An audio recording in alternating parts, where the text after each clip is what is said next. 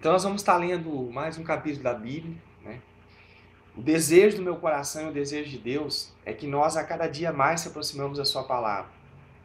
Quanto mais nós aproximamos da palavra de Deus, mais nós nos enchemos do Espírito Santo, mais nós nos enchemos da presença do Todo-Poderoso. Então que você dê um devido valor a esse momento, porque muitas coisas podem se levantar nas nossas vidas para nos tirar da presença de Deus, para nos tirar do rumo da palavra. Mas todas as vezes que nós entramos por esse caminho da palavra de Deus, as nossas vidas, nós talvez não percebemos, mas a nossa vida, a nossa família,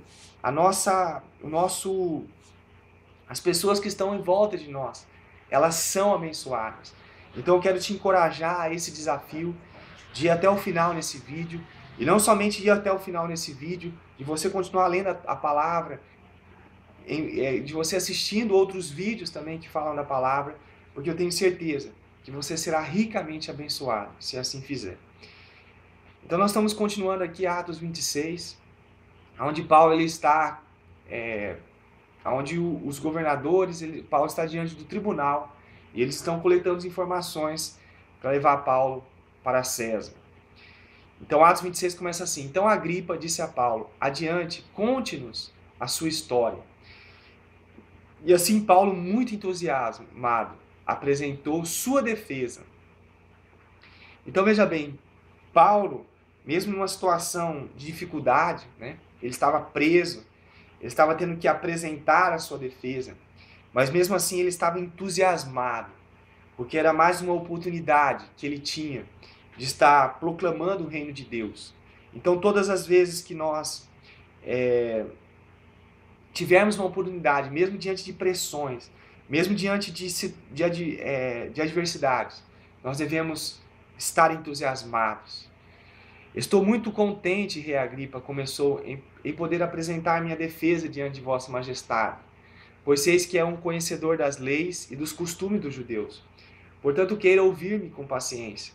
Como os judeus estão muito bem informados, eu recebi uma educação judaica completa, desde minha infância em Tarso, e depois em Jerusalém vivi de acordo com ela. E se eles quiserem testemunhar, sabem que eu sempre tenho sido o mais severo entre os fariseus, quando se trata da obediência às leis e os costumes judeus. Porém, a verdadeira razão por trás das acusações deles é outra. É que estou aguardando o cumprimento da promessa de Deus, feita aos nossos antepassados. As 12 tribos de Israel esforçam-se na religião noite e dia para alcançar esta mesma esperança que eu tenho. Todavia, ó rei, em mim isto é um crime, dizem eles. Mas será crime crer na ressurreição dos mortos? Parece incrível a vossa majestade crer que Deus possa trazer os homens de volta à vida. Então veja bem, Paulo, ele estava aproveitando a oportunidade dele. Ele estava dizendo assim, será incrível para Deus trazer de volta os homens à vida? Parece isso algo muito difícil, ó majestade. Então o Evangelho de Jesus Cristo, o Evangelho significa boas novas. Então as boas notícias é que Deus, Ele tem algo maravilhoso reservado para mim e para você. Algo maravilhoso para aqueles que creem na sua palavra. O Evangelho é esperança para aqueles que não têm esperança.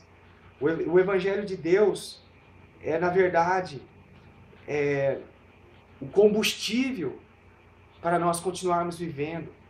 Porque este mundo ele é opressor. As pessoas, elas muitas vezes nos perseguem. Mas a palavra de Deus, ela é uma palavra consoladora. Ela é uma palavra de ânimo. Ela é uma palavra de esperança. Que Deus, assim como Deus ressuscitou Jesus, Ele também vai nos ressuscitar.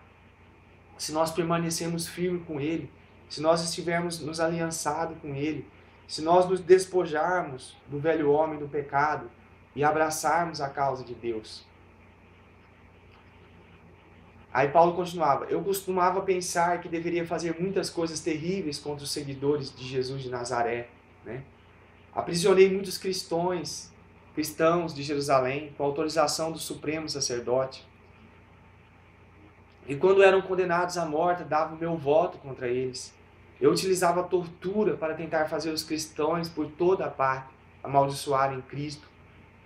Era contra eles com tal violência que persegui todos, até em cidades distantes, em terras estrangeiras. Eu ia numa missão assim para Damasco com a autoridade dos sacerdotes principais. Então veja bem, Paulo estava contando a história dele antes de conhecer o Evangelho, antes de ter uma experiência com o Senhor Jesus. Talvez seja a nossa situação, talvez seja uma situação que talvez você se encontre, está ouvindo essa mensagem, e estar perseguindo aqueles que proclamam o Evangelho de Deus, aqueles que, de alguma forma, estão declarando ao mundo a presença do Senhor Jesus, a veracidade da palavra de Deus. E muitas vezes, todas as vezes que uma pessoa, no caso Paulo, ele se colocou à disposição para levar as boas novas, para levar o Evangelho, as pessoas começaram a perseguir ele. Mas antes dele ser perseguido, ele era um perseguidor da Igreja de Cristo. Ele era um perseguidor porque ele estava com a visão tampada. Ele não estava observando a realidade. E muitas vezes, se nós olharmos para a nossa vida, existem coisas na nossa vida, existem situações na nossa vida que nós não estamos enxergando direito. Então é importante nós clamarmos a Deus para que sempre a nossa visão, para que sempre o nosso olhar esteja de uma forma correta. Que Deus possa dar discernimento a mim e a você sobre as verdades do seu reino. E que nós não venhamos ser como Paulo foi no passado, um perseguidor da igreja, um perseguidor daqueles que têm sobre eles o Espírito de Deus. Porque quando, na verdade, a perseguição, na verdade a opressão, ela não vem de Deus. Aí Paulo continua dando testemunho. Eu utilizava tortura para fazer os cristãos por toda a parte amaldiçoarem a Cristo. Olha se ele estava sendo movido pelo Espírito de Deus. Como é que um homem que teme a Deus pode levar as pessoas a torturar as pessoas, a fim de que eles neguem o nome de Cristo? Era contra eles com tal violência que persegui todos em cidades distantes, em terras estrangeiras. Eu ia numa missão, assim para Damasco, com a autoridade dos sacerdotes principais. Quando no caminho, perto do meio-dia, o rei, ó rei, brilhou sobre mim e meus companheiros uma luz no céu, mais resplandecente do que o sol. Todos nós caímos no chão, e ouvi uma voz falando-me em hebraico: Saulo, Saulo, por que você está me perseguindo? Você está apenas fazendo mal a si mesmo. Então veja bem, todas as vezes que nos levantamos contra um servo do Senhor, todas as vezes que nos levantamos contra aqueles que proclamam o Evangelho de Deus, estamos nos levantando contra o próprio Jesus. Quando perseguimos algo que diz respeito às coisas do Senhor, mesmo que perseguimos pessoas, estamos perseguindo o próprio Senhor Jesus. Às vezes nós temos uma antipatia contra uma pessoa, e essa pessoa muitas vezes é um servo de Deus. Muitas vezes a nossa antipatia pode não ser em relação exatamente a essa pessoa, mas a pessoa de Jesus que está ali. Aí ele continuou: quem é, Senhor? Perguntei. E o Senhor respondeu: eu sou Jesus, aquele que você está perseguindo. Agora levante e ande, pois eu apareci para nomear você como meu servo e pregador da verdade. Você vai falar ao mundo a respeito dessa experiência e de outras que eu aparecerei ainda a você. Você será protegido por mim, tanto do seu próprio povo como dos estrangeiros. Sim, eu vou enviar você aos estrangeiros, a fim de que abrir os olhos dele para a sua a verdadeira situação, para que eles possam converter e viver na luz de Deus, em lugar de viverem na escuridão de Satanás, para que possam receber o perdão pelos seus pecados e a herança eterna juntamente com todos aqueles cujos pecados são purificados e que são separados pela fé em mim. Então veja bem, Jesus estava acabando de escolher uma pessoa para o seu reino, para proclamar o Evangelho, para falar da verdade. Que nem Jesus falou para ele: eu apareci para nomear você como meu servo. e pregador da verdade. Esse é o desejo do Senhor Jesus, é nos tornar servos dele, é nos tornar pregador da sua palavra. Eu pergunto, será que realmente temos sido servos do Senhor Jesus? Será que realmente estamos sendo separados pelo Senhor Jesus? E Jesus continua dizendo qual vai ser o ministério dele, que ele vai estar... Primeiro, Jesus disse que estaria protegendo Paulo contra os perseguidores. Depois ele disse que estaria usando Paulo para abrir os olhos daqueles que estavam nas trevas e para que eles pudessem ter os perdão dos pecados e pudessem vir para a luz. E continuando, e Paulo continuou: e portanto, ó rei Agripa, eu não fui desobediente àquela visão do céu. Preguei primeiramente aos que estão em Damasco, e depois em Jerusalém, pela Judéia e também aos não-judeus, dizendo que todos devem abandonar seus pecados e voltar-se para Deus, e provar seu arrependimento com a prática de obras dignas. Então veja bem, todos nós devemos abandonar os nossos pecados. Embora muitas vezes as lutas sejam tremendamente grandes, mas Deus ele tem poder para nos fortalecer. Ele tem poder para nos dar força para vencer o pecado. Os judeus me prenderam no templo por pregar isto e tentaram me matar. Mas Deus me protegeu de modo que eu ainda estou vivo. Hoje, para contar esses fatos a todo mundo, tanto aos grandes quanto aos pequenos. Eu não ensino nada a não ser o que os profetas e Moisés profetizaram, que o Messias sofreria e seria o primeiro a levantar-se dentre os mortos, para trazer luz aos judeus e também aos da outras nações.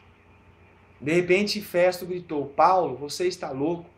Os seus longos estudos perturbam a sua cabeça? Mas Paulo respondeu: não estou louco, excelentíssimo Festo. Eu falo palavras de juízo perfeito.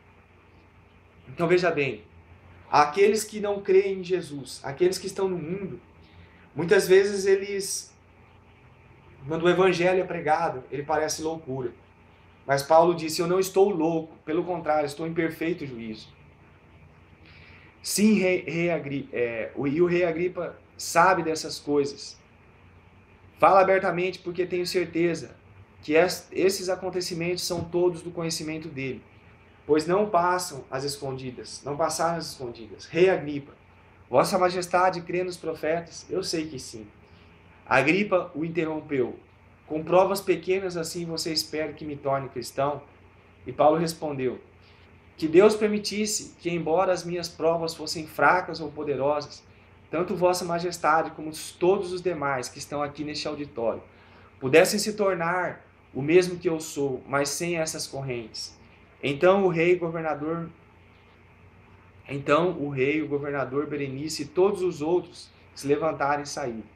Quando conversavam entre si depois disso, eles concordaram: este homem não fez nada que merecesse a morte, ou prisão. E Agripa disse a Festo: ele poderia ser solto se não tivesse apelado para César. Então veja bem, os próprios reis ali, os próprios governadores, eles tinham no coração esse discernimento de que Paulo, ele não tinha feito algo digno de estar preso, e nem muito mais digno de ser morto como os líderes judeus queriam, né? Pelo contrário, né? Eles sabiam que ele não tinha feito nada de mal. E um pouco antes disso, a gente pode perceber o desejo que Paulo tinha também de que os governadores, de que Agripa e os governadores e todos se tornassem cristãos como ele. Porque Paulo sabia que quando um homem se torna cristão, quando um homem se volta para a palavra do Senhor, bênçãos de Deus vêm sobre ele. E encerrando agora, ele diz assim: Agripa disse a Festo: bem, ele poderia ser solto se não tivesse apelado para César. Então, como Paulo apelou para César, a gente vai ver que mais para frente o que vai estar acontecendo. Que Deus abençoe sua vida, em nome do Senhor Jesus Cristo.